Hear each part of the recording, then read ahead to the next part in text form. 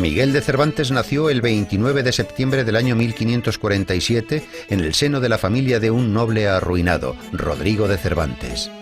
Este era cirujano barbero y, acuciado por las necesidades económicas, se vio obligado a emprender un peregrinaje por distintas ciudades en busca de mejor fortuna.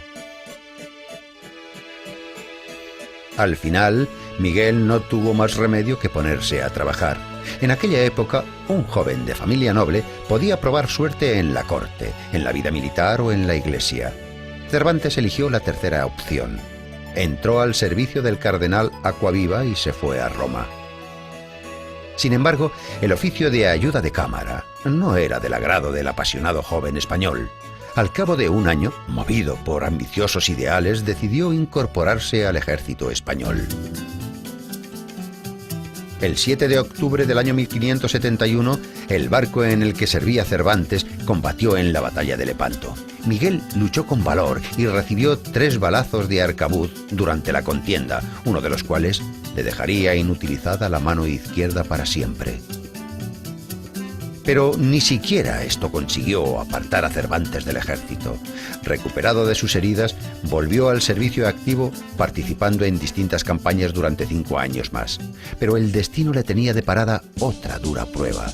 En el año 1575, la galera El Sol, en la que servía Cervantes, fue apresada por unos corsarios. El desafortunado hidalgo fue vendido como esclavo en Argel. Sin embargo, las cartas de recomendación para el rey que el cautivo llevaba con él le darían cierta categoría ante Hassan Bajá, gobernador de Argel, y le salvarían de graves castigos, pero la suma del rescate que Bajá señaló para tan importante cautivo ascendió notablemente. Los parientes de Cervantes tardaron 5 años en reunir el dinero para pagar el rescate de Miguel. Cervantes se alegró de volver a casa, pero al parecer sus tribulaciones no habían acabado aún.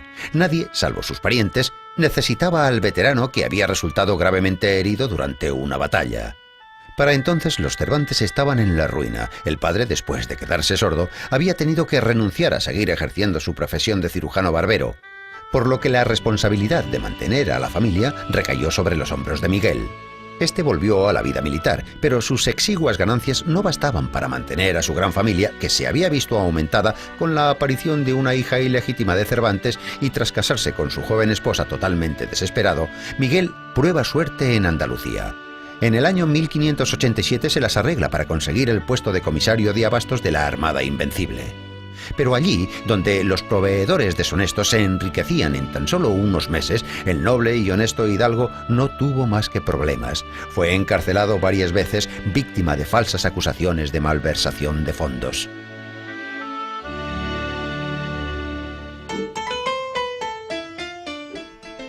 Durante uno de sus períodos de cautiverio, Cervantes empieza a escribir su obra más famosa, el ingenioso hidalgo Don Quijote de la Mancha, concebida como una parodia de las novelas de caballería. En aquel momento, Cervantes ya había escrito la novela La Galatea, varios dramas y más de 20 obras teatrales. Sin embargo, fue el relato de las aventuras de El Caballero de la Triste Figura el que inmortalizó a Cervantes. La novela, publicada en el año 1605, tuvo un éxito arrollador.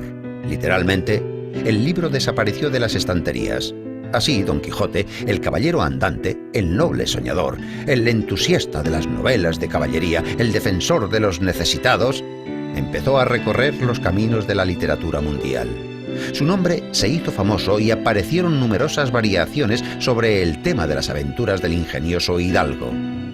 La imagen de Don Quijote, el caballero andante, no solo fue analizada por críticos literarios, autores clásicos y ensayistas, los filósofos también lo hicieron. La novela de Cervantes fue traducida a multitud de idiomas y solo es superada en número de ediciones por la Biblia. 10 años después de la publicación del Quijote en España, se publica la obra titulada Segundo tomo del ingenioso hidalgo Don Quijote de la Mancha. Sin embargo, su autor no era Cervantes, sino alguien que se escondía tras el seudónimo de Alonso Fernández de Avellaneda. El Quijote de Avellaneda carece de nobles ideales y solo aspira a enriquecerse. Afortunadamente, el plagio de Avellaneda pasó casi desapercibido para los lectores. Por otra parte, El falso Quijote forzó a Cervantes a escribir la segunda parte de su novela, en la que sublimó los ideales humanitarios del protagonista.